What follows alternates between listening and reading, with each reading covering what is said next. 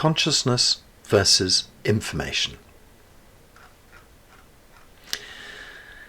As above, so below, goes the old Chinese adage.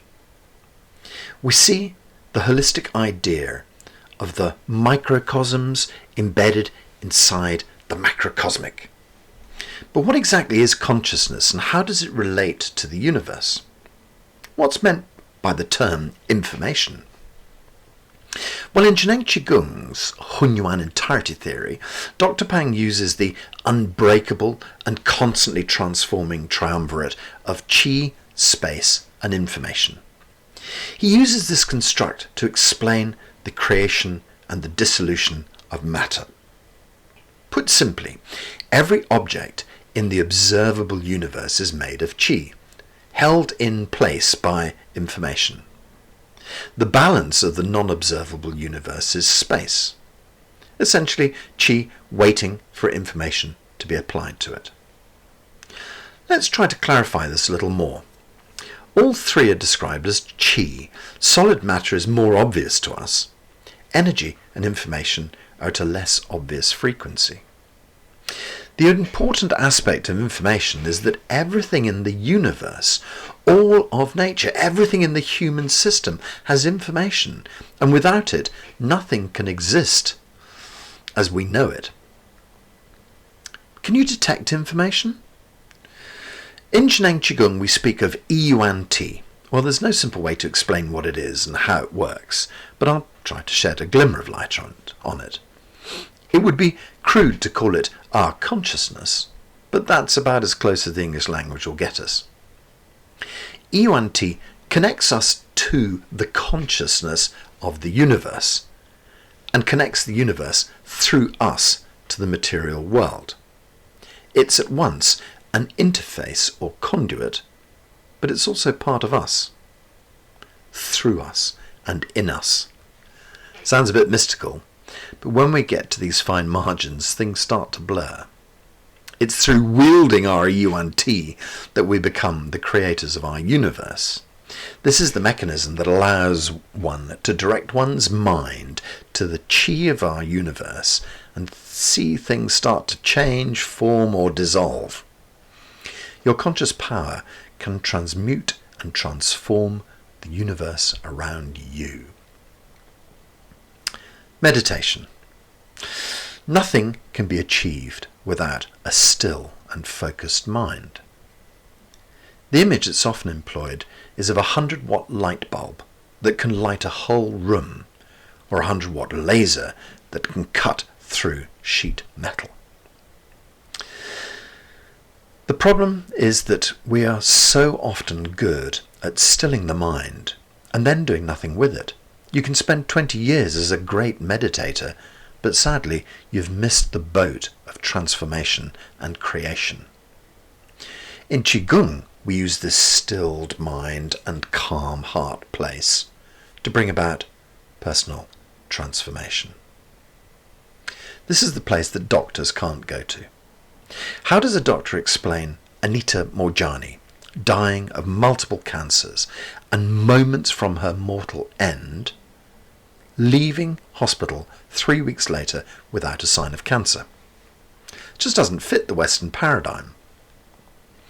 For Anita, she experienced an NDE, near-death experience, where she met her father, who told her it wasn't time for her to die and that she had work to do.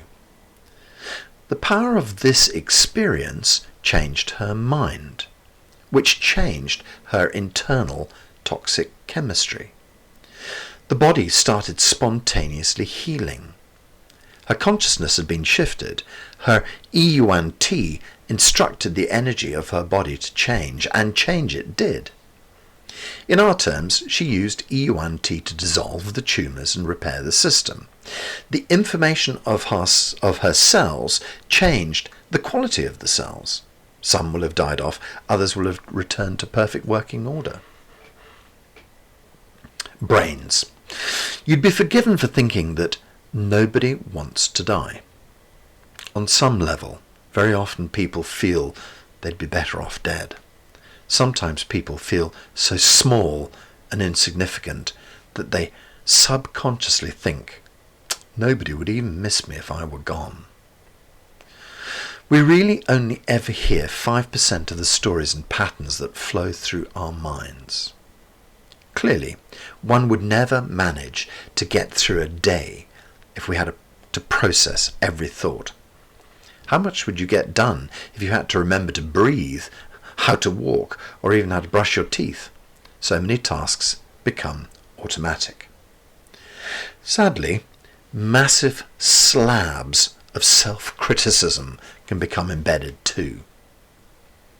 If a parent tells us how useless we are and that nobody will ever want us, we can easily live through these taunts and lead a normal life.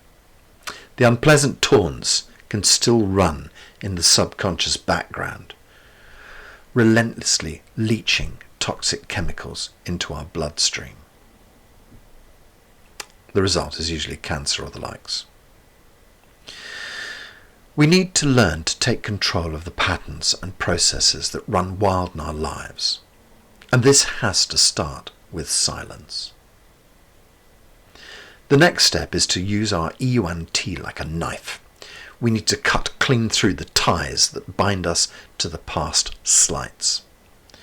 We need to project a new way of being into every day. Our consciousness needs to direct our new way of being. We need to view ourselves as whole and healed. Slowly the mind will start to reform and transform. Ask yourself, who am I? Ask yourself, how does that thought relate to me? Ask it again and again until you see through the web of lies that you and society have constructed. And beyond that lies total healing. There are just no straight lines. In Chinese medicine, as in physics, we imagine straight lines and we use our geometry. But in the uber reality, everything seems to move in curves. Nothing is ever as simple as it seems. And what about this as above, so below comment at the top of the story? It's a standard cultural idea. We look to the movement of the heavens to figure out the earthly scheme of things. If I'm directing my EUNT, consciously or subconsciously, to make things happen in my life, and you are doing the same with your life, then we are both in the co-creative game together, along with 7 billion other players. Our entire universe is made of Hunyuan Qi, just waiting to be differentiated by some information, like a vast soup of possibilities, just waiting to encounter an instruction or a quantum collapse. Our physicists talk in terms of dark energy, dark matter, dark radiation. We see images of the cosmic web juxtaposed beside images of our brain's neurons. It's just impossible to tell them apart. But it's all just Hunyuan Qi. We can spend a lifetime trying to work out how one relates to the other. With our reductionist Western mind, we can drill ever deeper and deeper, finding smaller and smaller pieces of the puzzle. Sadly, the truth is this. Understanding the mechanisms, controlling them through knowing their names and interrelations, will never cure your cancer or even make you rich and happy. Knowledge ultimately pins the chi in place. Knowledge stops the flow. One needs to embody these ideas. This isn't something that I can teach you. It's the trickiest step. So many people assimilate this information, pin it in place and state, I know how the healing works, and then get nothing from it.